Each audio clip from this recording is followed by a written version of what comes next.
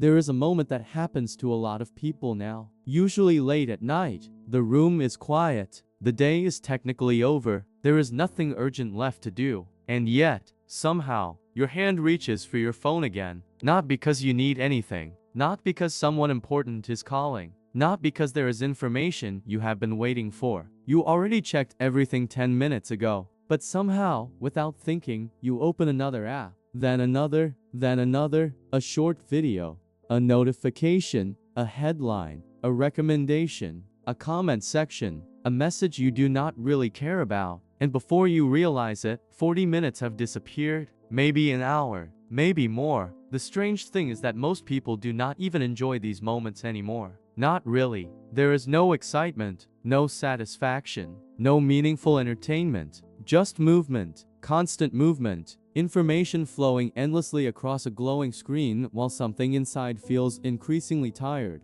And maybe that is what makes modern life so confusing. People have access to more stimulation than any generation in human history. More entertainment, more information, more connection, more convenience, more content. And yet, so many people walk through their days feeling mentally exhausted before the day has even properly begun. At first glance, it seems impossible. How can a world built around convenience create so much fatigue? How can endless entertainment leave people feeling bored? How can unlimited connection create loneliness? But the deeper you look, the more a strange possibility begins to emerge. Maybe we are not simply distracted. Maybe we have become addicted to distraction itself. Not because distraction feels good, but because it helps us avoid things that feel uncomfortable. And modern life has become very good at offering escape.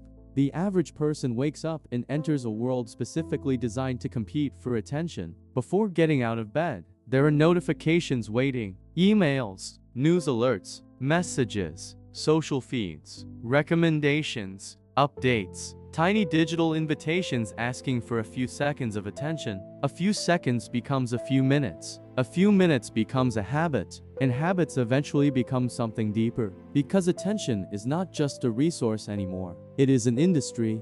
Entire companies are built around capturing it, protecting it, monetizing it, reselling it. Every scroll, every click, every pause, every moment of curiosity, every emotional reaction, someone benefits from it. And the uncomfortable part is this. Most people think they are choosing what captures their attention. But increasingly, attention is being shaped before conscious choice even enters the picture. At first, it feels harmless. A quick check while waiting in line, a few videos during lunch, a little scrolling before bed. Nothing dramatic, nothing alarming, nothing that feels dangerous. But slowly, something changes. The mind adapts. Silence starts feeling unusual. Stillness starts feeling uncomfortable. Waiting becomes intolerable. A slow afternoon begins to feel strangely empty. Not because anything is wrong, but because the brain has become accustomed to constant stimulation. And after a while, ordinary life starts losing its ability to compete.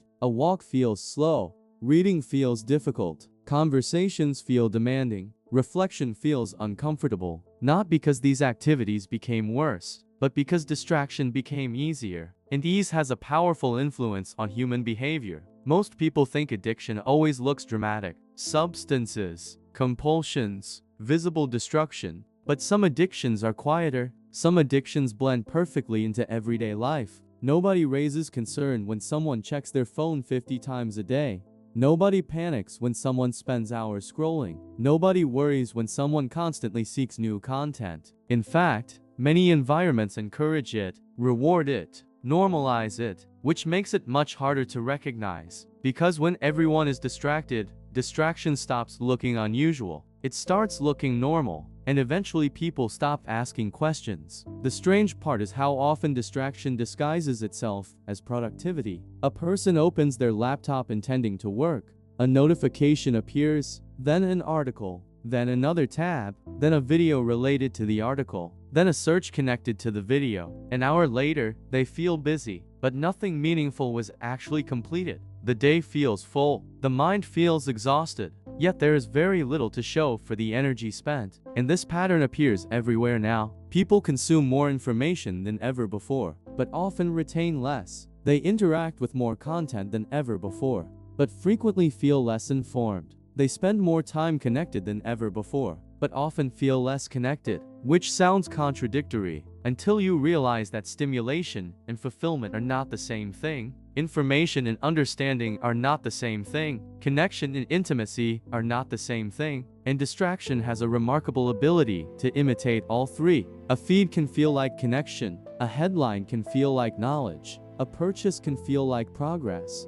For a moment, just long enough, then the feeling fades, and another hit becomes necessary. Maybe that is why so many modern behaviors seem irrational from the outside. People buy things they do not need, subscribe to services they barely use, order food they could easily cook themselves, open apps they opened 5 minutes ago. Not because they are irresponsible, not because they lack discipline, but because many of these behaviors are serving emotional purposes. Purposes that often remain invisible. A difficult day creates discomfort. Discomfort creates restlessness. Restlessness seeks relief, and relief has become available instantly. A purchase, a video, a notification, a delivery, a scroll, a click, a distraction. The relief arrives immediately. The discomfort disappears temporarily. The brain learns the pattern, and eventually it begins seeking distraction before discomfort even fully appears. Most people never notice this shift happening.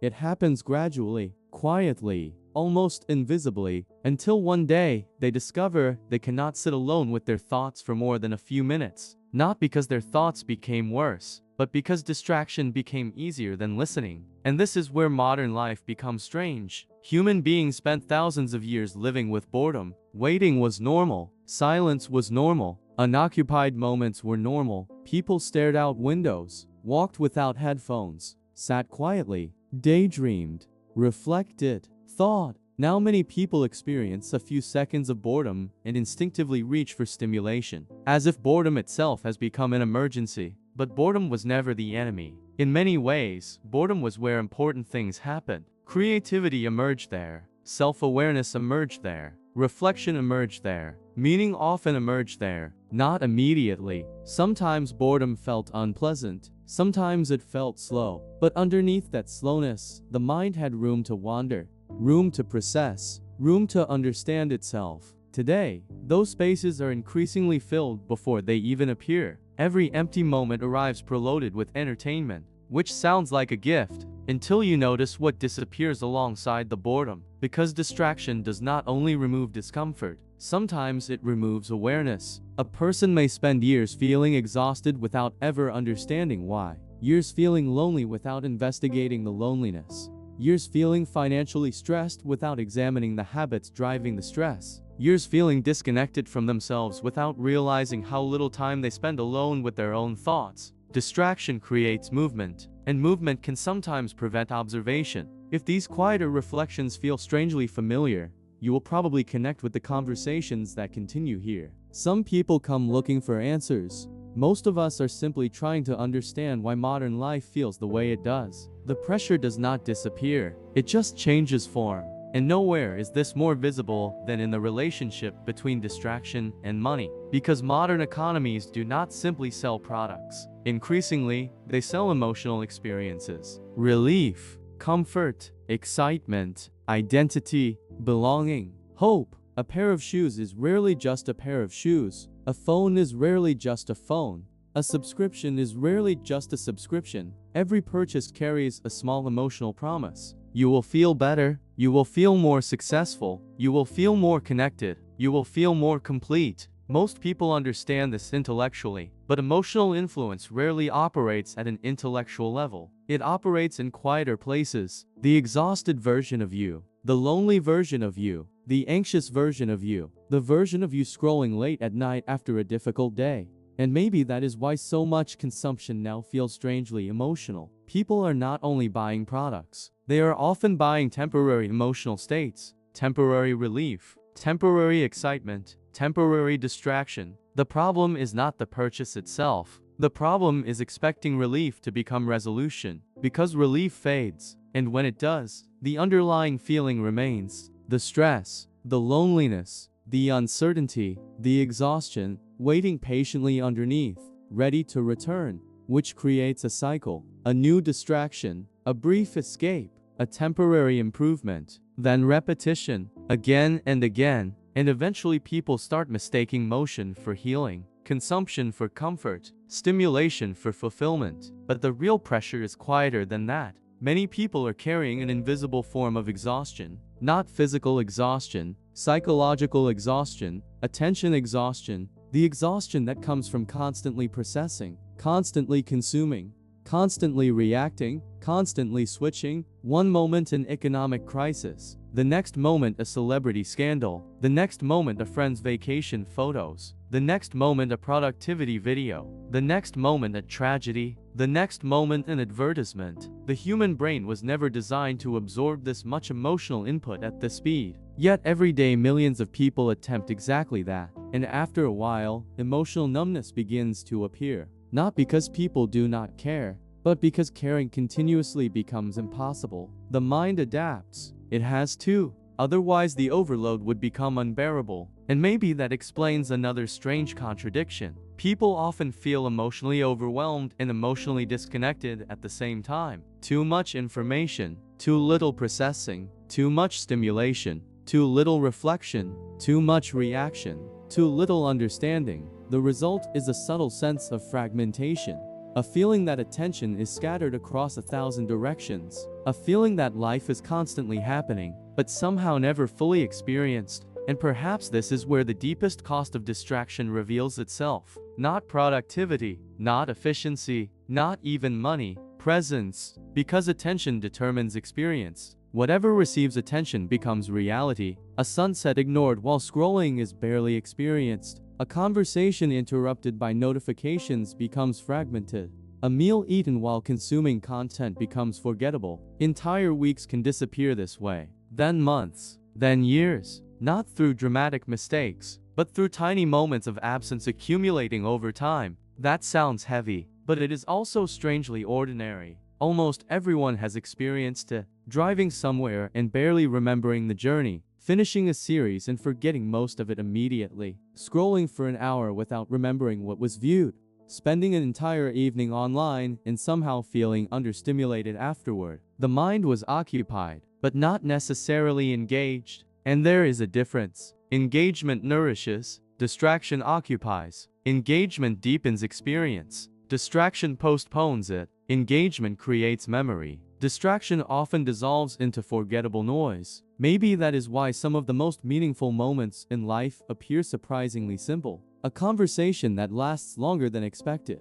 A walk without headphones. Coffee with a friend. Cooking slowly. Watching rain against a window. Sitting quietly after a long day. None of these experiences compete well against modern entertainment. At least not initially. They are slower, less stimulating, less optimized, less efficient, and yet they often leave people feeling more fulfilled. Not because they are exciting, but because they are experienced fully. The strange thing is that most people already know this. Somewhere deep down, they know the endless scrolling rarely satisfies them. They know constant stimulation leaves them tired. They know distraction is often masking something. But awareness and behavior are not always the same thing, especially when entire systems are designed around keeping attention occupied. And maybe that is why self-blame misses the point. This is not simply a story about individual weakness. It is also a story about environment, about incentives, about technology, about economics, about culture, about an entire world increasingly organized around attention extraction. A world where stillness generates little profit, reflection generates little profit, contentment generates little profit, but endless craving, endless engagement, endless distraction, those are extremely valuable, which means the responsibility cannot rest entirely on individuals. But neither can awareness be outsourced, because eventually every person encounters the same question. What am I using distraction to avoid? The answer is different for everyone. For some people, uncertainty. For others, loneliness. For others, grief, stress, fear, boredom, dissatisfaction. Questions without immediate answers. And none of those experiences are pleasant, but they are human, completely human. The irony is that many of the feelings people spend years avoiding are often the very feelings that contain important information. Loneliness points toward connection.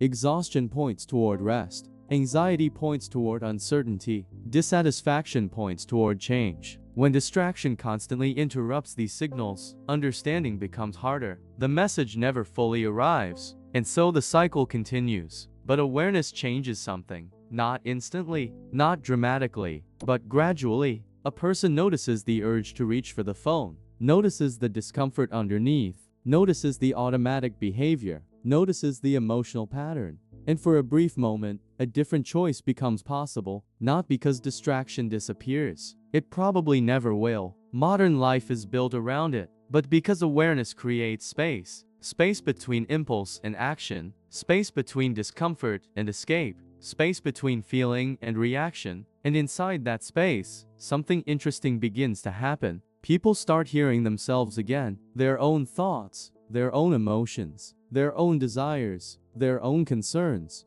Not the algorithm's priorities, not the feed's priorities, not the marketplace's priorities, their own, which sounds small. It isn't, because attention is one of the few things that truly belongs to us. And where attention goes, life tends to follow. Maybe that is why reclaiming attention feels strangely meaningful. Not as a productivity strategy, not as self-optimization, not as another item on a never-ending improvement checklist, but as a way of returning to experience itself. Returning to presence, returning to awareness, returning to the parts of life that cannot be consumed through a screen. The conversation, the silence, the walk, the sunset, the thought that arrives unexpectedly, the feeling finally understood, the moment fully experienced. None of these things are spectacular. And maybe that is exactly the point, because meaning often enters quietly, without notifications, without urgency, without algorithms pushing it forward.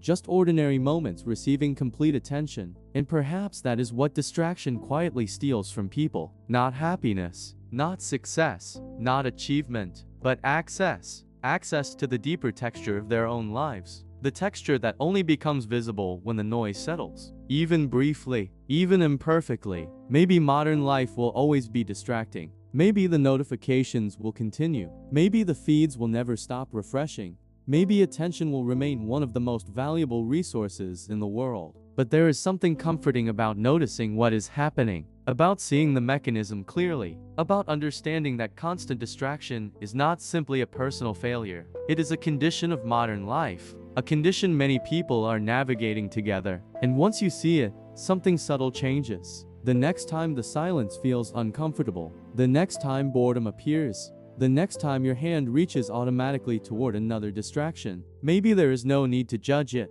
no need to fight it, no need to panic. Just notice it. Notice the impulse. Notice the feeling beneath it. Notice what your attention is searching for. Because sometimes the thing we are trying hardest to escape is simply a part of ourselves asking to be heard. And maybe modern life feels a little lighter when we stop running from every uncomfortable moment. Maybe awareness creates a different kind of freedom, a quieter freedom, the freedom to remain present, the freedom to experience life instead of constantly escaping it, the freedom to sit with ourselves long enough to remember who we are beneath all the noise. And maybe that is enough. Maybe that is more than enough for tonight.